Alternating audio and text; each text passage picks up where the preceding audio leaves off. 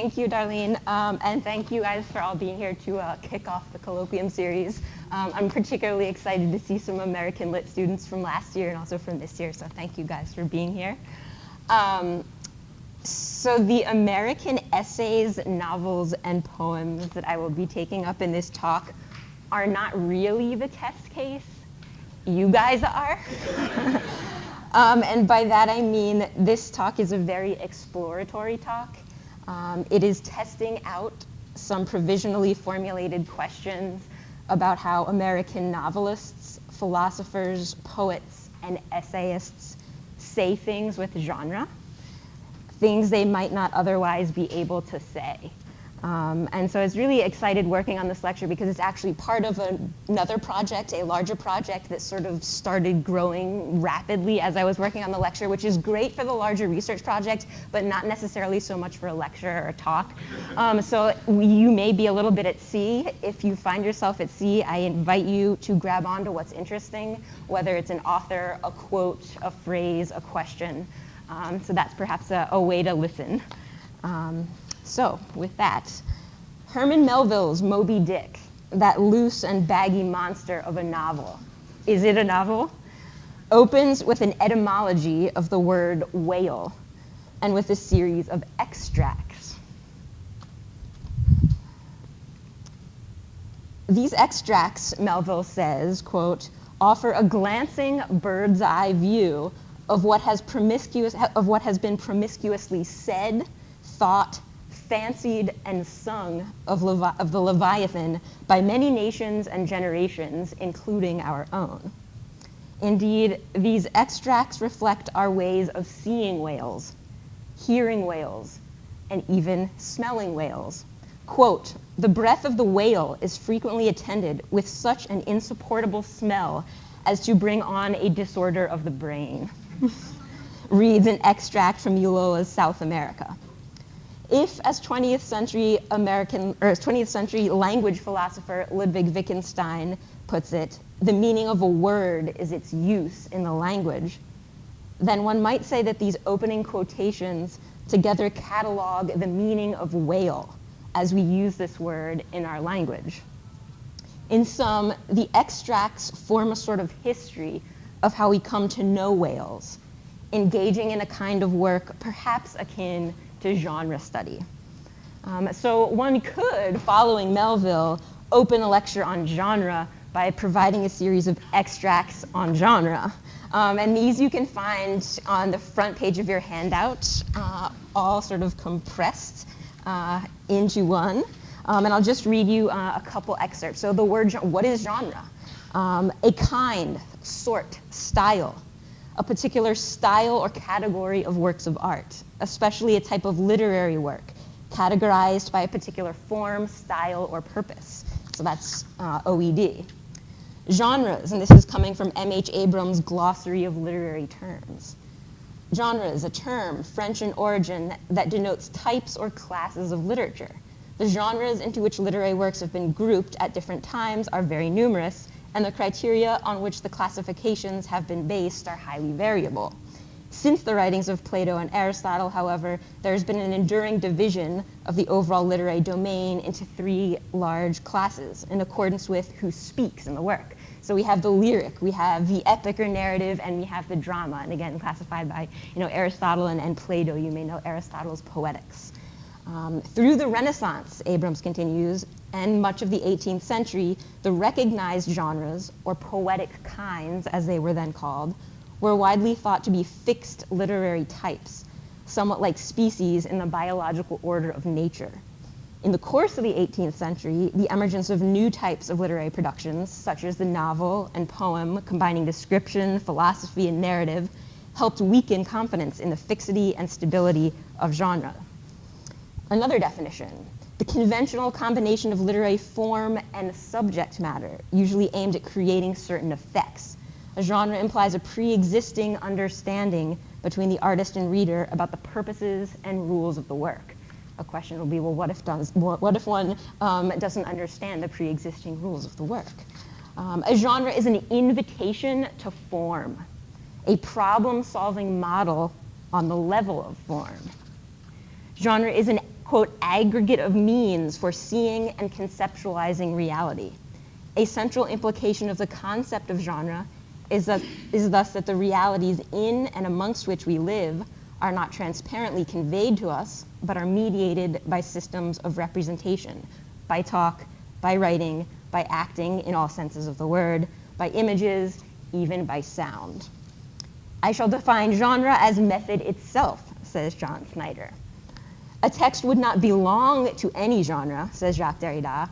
Every text participates in one or several genres. There is no genreless text. There's always a genre and genres, yet such participation never amounts to belonging. And then finally, Northrop Frye, the purpose of criticism by genres, and I think this is a particularly interesting one, especially because Northrop Frye has that big, anatomy of criticism book. The purpose of criticism by genres, Frye says, is not so much to classify as to clarify traditions and affinities, thereby bringing out a large number of literary relationships that would not be noticed as there were no context established for them. So in other words, in one way you could think of this, genre maybe would act like categories of time and space, right? Categories through which we can have experiences. Categories, genre, the novel, say, that makes possible scholarly works like Ian Watt's canonical The Rise of the Novel, studies in Defoe, Richardson, and Fielding, or Cathy Davidson's Revolution and the Word, The Rise of the Novel in America, both of which clarify in their respective fields traditions and literary relationships that perhaps would go unnoticed if we didn't have this category novel. Finally, genre, we might say, is a set of conventional and highly organized constraints on the production and interpretation of meaning. Generic structure both enables and restricts meaning. It is a basic condition for meaning to take place. I take it that genre theory is or should be about the ways in which different structures of meaning and truth are produced in and by various kinds of writing, talking, painting, filming, and acting, by which the universe of discourse is structured. That is why genre matters. It is central to human meaning making and to the social struggle over meaning. Footnote. Is a footnote a genre? What happens in a footnote? Is a footnote a wonderfully open space in which to introduce another line of inquiry or perhaps emphasize a certain point? For example, one might emphasize with Frederick Jameson, the necessity of a historically reflexive way of thinking about genre. Lists of definitions like Melville's extracts and even his more deliberate taxonomy in that chapter titled Cetology could go on forever, yet they go only so far. Comprehensive and extensive as they may be, they tell us only so much about genres or whales before they arrive at the limits of what they can say. Put simply, these forms of thinking enable our knowing, yet only in one way, along one line. And as Melville's work quite voluminously demonstrates, innumerable other lines exist through which our thinking and knowing might and perhaps necessarily must unfold. So indeed, when Moby Dick finally arrives at chapter 1, which marks for us very deliberately what we typically call a novel, we commence with an altogether different way of encountering the text. The book, as it were, begins again, a form transformed and announcing itself in that famous first sentence, "Call me Ishmael." This transition, this turning from genre to genre, provokes the questions: what does genre make possible? What might it enable us to hear, to think, to know, to say? Crisis, from the Greek meaning discrimination, decision, the point in the progress of a disease when an important development or change takes place, which is decisive of recovery or death, the turning point of a disease for better or worse, a vitally important or decisive stage in the progress of anything, a turning point, also a state of affairs in which a decisive change for better or worse is imminent, a point by which to judge, a criterion. From this point forward, I want to briefly take up several American texts that together form something of a test case for thinking through the question, what might genre make possible?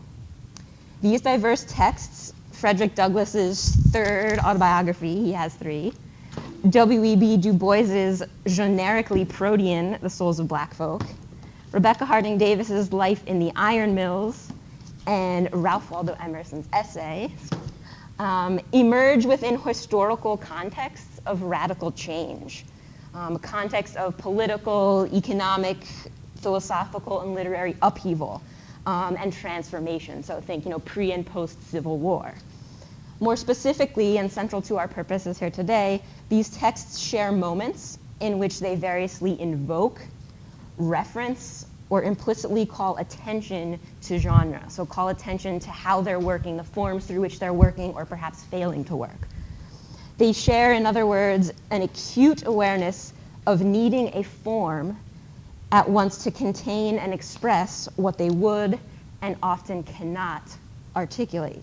So even more simply put, what might we learn about genre by looking at moments of transition between genres? Perhaps even moments of crisis in or of genre, and I'm not sure about the preposition I want there, so crisis in or of genre.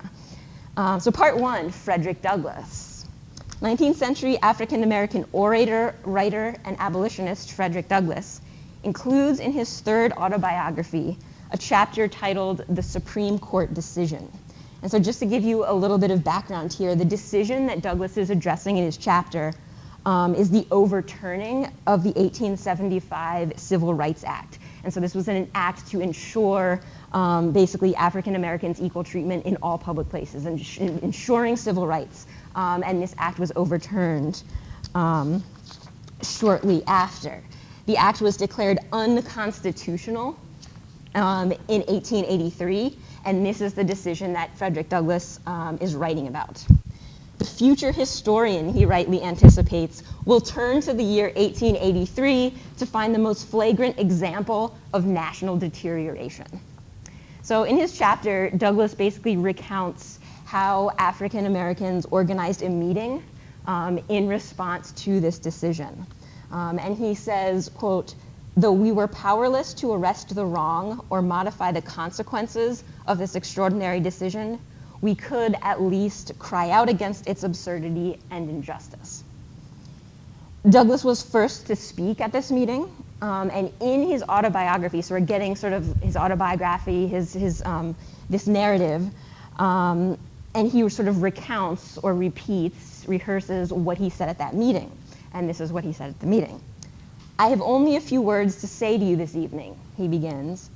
"It may be, after all, that the hour calls more loudly for silence than for speech. Later on in this discussion, when we shall have before us the full text of the Supreme Court, we may be in a better frame of mind, better supplied with the facts, better prepared to speak calmly, correctly, and wisely than now. We have been, as a class, grievously wounded," he says, "wounded in the house of our friends, and this wound is too deep and too painful for ordinary and measured speech." Tellingly, Douglass here turns from the ordinary and measured speech of his prose to another mode of measured speech, poetry. More specifically, he turns to the opening lines of a 19th century poem by American poet James Russell Lowell, a poem very aptly titled The Present Crisis. And here are the lines he quotes. "When a deed is done for freedom, through the broad earth's aching breast runs a thrill of joy prophetic, trembling on from east to west." So what happens here when Douglass, in this public address, as well as in his written autobiography, turns from prose to poetry? If we were not already listening, might we be doing so now? Might we be listening differently, thinking differently? "This wound," recalled Douglass saying, "is too deep and too painful to be fixed within the lines of ordinary and measured speech. It is one more injustice in a history of too many to be assuaged by a narrative that would deliberately smooth over the raw edges of grief and grievance."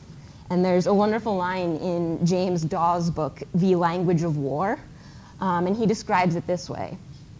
Narrative builds a teleology, muting agency with inevitability. And here you might think of Aristotle's Poetics, right? Plot is the soul of tragedy. Narrative provides catharsis, Dawes says. Narration closes histories. Narration heals. And for the activist, histories must always remain open, like a wound. What's remarkable about Douglas's shift between genres then is precisely how it refuses to assimilate this present crisis, the present situation, to narrative, and instead keeps open a living history of deeds done for freedom, as the poem recalls, and deeds, as Douglas puts it in the next line of his address, done for slavery, caste, and oppression. We feel this decision, he says, as we felt years ago, the enactment of the Fugitive Slave Law, the repeal of the Missouri Compromise, and the Dred Scott decision. So again, Douglas is interrupting his prose narrative by turning to the present crisis, a poem meeting the injustice of the present 19th century crisis with a deed done for freedom in the past that still resonates, still trembles on from east to west, as Douglas recites it for listeners. So there's just this really interesting collapse of time, collapse of temporality, refusal to assimilate the moment to narrative. Footnote. It is difficult to get the news from poems, yet men die miserably every day for lack of what is found there. What is it, after all, that Frederick Douglass finds in the present crisis, the poem, if not that with which he can meet his present 19th century crisis and say what he cannot otherwise say? Part 2, W.E.B. Du Bois. Prose, poetry, sociology, music, history, imaginative fiction. If you haven't read Du Bois' The Souls of Black Folk, it's really in some ways akin to Moby Dick in sort of its tour de force of genre, I suppose you could say. A thinker who shares Frederick Douglass's attunement to the forms of expression and to our forms of expression and what they can and cannot say, what they can and cannot make known, is African-American sociologist, philosopher, writer, and civil rights activist, W.E.B. Du Bois. Founder of NAACP's publication, The Crisis, and author of innumerable essays, Du Bois is perhaps most widely known for his book, The Souls of Black Folk. Well into the 9th chapter of the text, so more than halfway through the text, we find a passage deliberately searching for words, as if all Du Bois's words thus far were falling short. And this is the lengthy passage on the back of your handout. I have thus far sought to make clear the physical, economic, and political relations of Negroes and whites in the South. But after all that has been said on these more tangible matters of human contact, there still remains a part essential to a proper description of the South, which it is difficult to describe or fix in terms easily understood by strangers. It is, in fine, the atmosphere of the land, the thought and feeling, the 1,001 little actions which go to make up life. In any community or nation, it is these little things which are most elusive to the grasp and yet most essential to any clear conception of group life taken as a whole. What is thus true of all communities is particularly true of the South, where, outside of written history and outside of printed law, there has been going on for a generation as deep a storm and stress of human souls, as intense a ferment of feeling, as intricate a writhing of spirit as ever a people experienced. So this is sort of the most amazing passage because for everything that this book's empirical data quantifies, I mean, Du Bois is a sociologist, for everything this book's empirical data quantifies, the matters that Du Bois painstakingly attempts to voice are precisely those elusive matters which exceed our analytic frameworks, our conceptual parameters, our genre categories, and must be told, as he describes it in the preface, in many ways with loving emphasis and deeper detail. How? How does one say these things, which Du Bois makes clear are not exclusively local individual experiences, but rather the very things that participate in constituting the justness and unjustness of civic life, even though they exist, quote, outside of written history and outside of printed law? How does one communicate a writhing of spirit, or what Du Bois elsewhere calls a swaying and sinking and lifting of human hearts?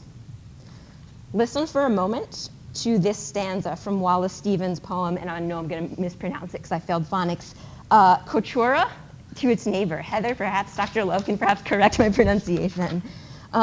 This stanza from Wallace Stevens. To say more than human things with human voice, that cannot be. To say human things with more than human voice, that also cannot be. To speak humanly from the height or from the depth of human things, that is acutest speech. What form does such speaking take? What form or mode or genre makes such speaking possible? When Du Bois crescendos into a passage of iambic pentameter, is he speaking acutest speech? Perhaps it's when he's falling into catalogs of empirical data, charting social and economic inequalities in post-Civil War United States, catalogs which then take the form of metaphor. And there's a great description by critic Robert Steptoe who describes Du Bois's wonderful ability to run data into metaphor. You might know too, the famous one is double consciousness. Du Bois's sense of, whenever an African American, whenever feels his two-ness. As an American, a Negro, two souls, two thoughts, two unreconciled strivings, two warring ideals in one dark body, whose dogged strength alone keeps it from being torn asunder. Or perhaps Du Bois is speaking acutest speech when he moves altogether beyond the limits of representation in words and includes measures of the African American sorrow songs. Quote, I know little of music and can say nothing in technical phrase, but I know something of men, and knowing them, I know these songs are the articulate message of the slave to the world. Throughout all the sorrow of the sorrow songs, there breathes hope. Sometimes it is faith in life, sometimes it is faith in death, sometimes assurance of boundless justice in some fair world beyond. But whichever it is, the meaning is always clear, that sometime, somewhere, men will judge men by their souls and not by their skins. Is such a hope justified? Do the sorrow songs sing true? And there's a great Frederick Douglass in his autobiography speaks of, he says, more than innumerable volumes of philosophy, right? The sorrow songs will communicate or impress upon certain minds, he says, the experience of slavery. So the work of genre, John Froh suggests, is to mediate between a social situation and the text which realizes certain features of the situation, or which responds strategically to its demands. Switching genres, Wai-Chi Dimmock says, is one of the most eloquent signs of political agency. In terms of Du Bois's text, maybe it is precisely in shuttling between statistics and literature, music and prose, sociology and poetry, that the souls of Black folk gets at, gives voice to, the things which are most elusive to the grasp, yet most essential to any clear conception of group life taken as a whole.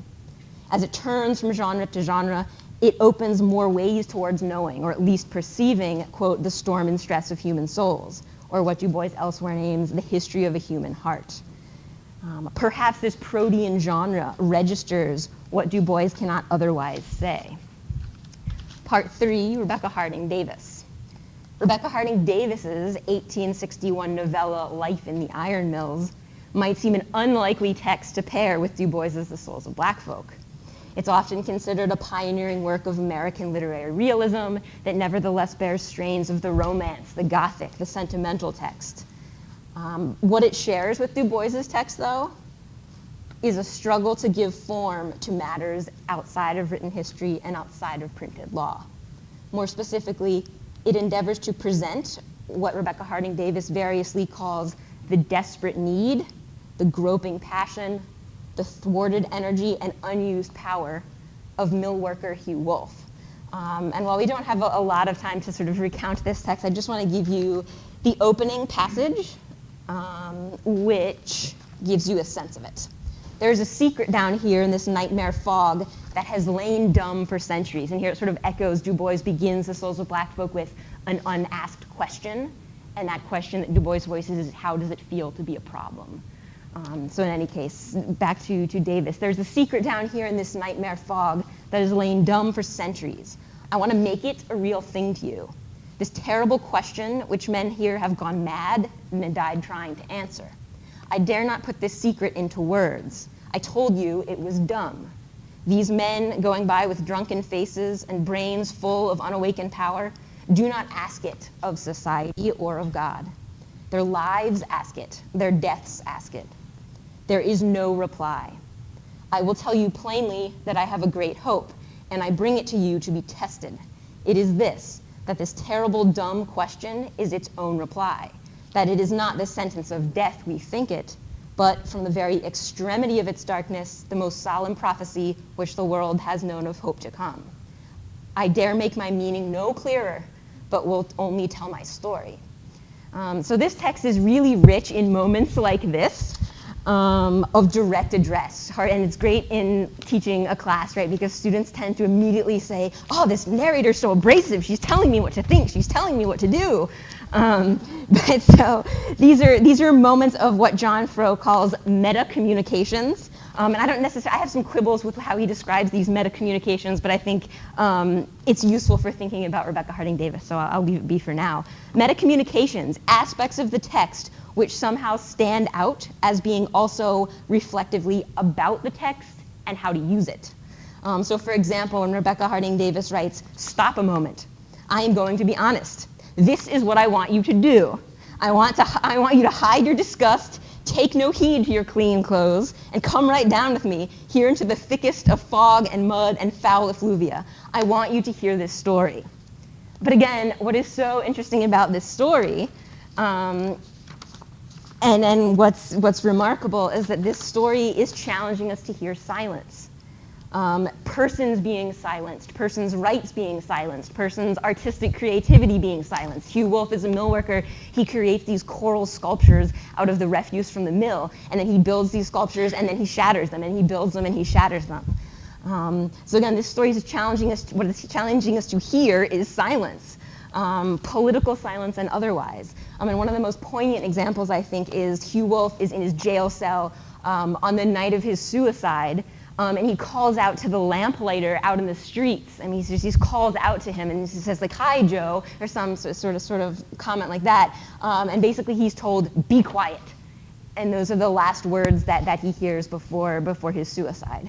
So precisely as this text, Life in the Iron Mills, marks the limits of representation, moving with a rhetorical disquiet from generic convention to generic convention. It ends with a sort of sentimental, there is hope set on the hill, sort of this sentimental moment that critics tend to resist. But precisely as this text is moving with a rhetorical disquiet from generic convention to generic convention, it holds open a space for a long, dumb, yet immutable human voice. In other words, as this text structures our encounter with what balks account, it says what it cannot otherwise say. So last part, Ralph Waldo Emerson, my main man, so I made it short. Essay, the meaning of essay. Do you know what the meaning of essay means? Essay in the French meaning attempt, right? The action or process of trying or testing, of trying like attempting, but also trying like as in trying my patience. Emerson can do that sometimes. Testing, proof, experiment. Essay, verb, to put to the proof a person or thing, to test the nature, to test the excellence, to test the fitness of something, to attempt, to try to do, affect, accomplish. So you need that little preface. Quote, it is with the design of attempting a more just survey of man's relations that I have invited this audience, Emerson announces in his 1836 Philosophy of History lecture series. This announcement follows his account of how history, in its received form, so as Emerson has read it, as it's been delivered, as it's been printed, looks almost non-human. It lacks human aspects, almost as if individuals had fallen from the center of their own history. The great fault of history, he explicitly states, is that it does not portray man for me. It is a vague account. He says, so little characterized are the persons that the tumult of the most eventful period is hardly more attractive than if one should watch all day the tumbling of waves in a tempest. In effect, history in this form omits what makes history the human narrative it is. So if a man wishes to acquaint himself with the real history of the world, Emerson says, with the spirit of the age, he must not go first to state houses or the courtroom. The subtle spirit of life must be sought in facts still nearer. It is what is done and suffered in the house, in the constitution, in the temperament, in the personal history that has the profoundest interest for us. These facts are, to be sure, harder to read. It is easier to count the census, to compute the square extent of a territory.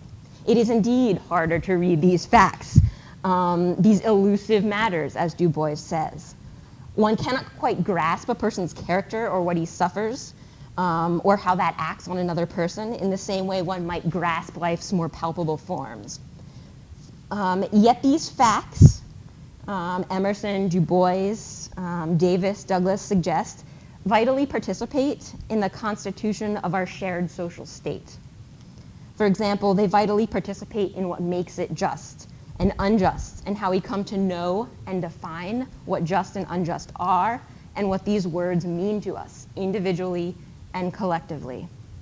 So when Emerson announces his design of attempting a more just survey of man's relations, a survey characterized by his reclaiming from obscurity the neglected facts of history, the neglected facts of our lives together, our human relations, he seems to describe more broadly the work undertaken in all his essays.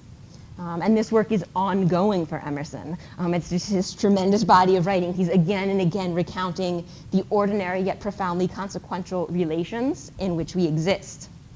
John Snyder says of the essay, lacking centeredness, the essay is desire, continuing for as long as there is ink and paper in the world. And that last little bit right there, that last little gem is Montaigne, the essayist. So that last little bit is his. The essay is pure prospect, Snyder says, groundless, wide open, empty.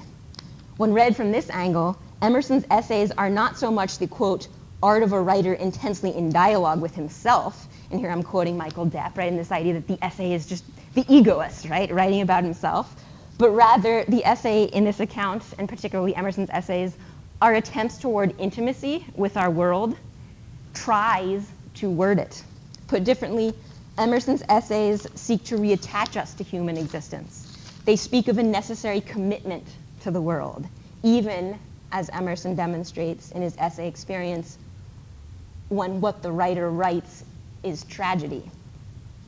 So here we return, perhaps inevitably, to where we began, Herman Melville's Moby Dick. The drama's done, begins the epilogue. Why then does anyone step forth? Because one did survive the wreck. This loose and baggy monster of a novel, is it a novel, pushes each genre, each way of thinking, each form of knowing to its limit, practically beyond what it can say. It's as if we arrive at the end of a text not yet written, a text leaving us with a narrator who has yet to tell his tale. And this epilogue begins with the line from Job, and I only am escaped alone to tell thee. In other words, the drama remains to be recounted. Yet for this, we turn to Dr. Faraby's lecture next Monday, Drama, Spectatorship, and Everyday Life. So that's all.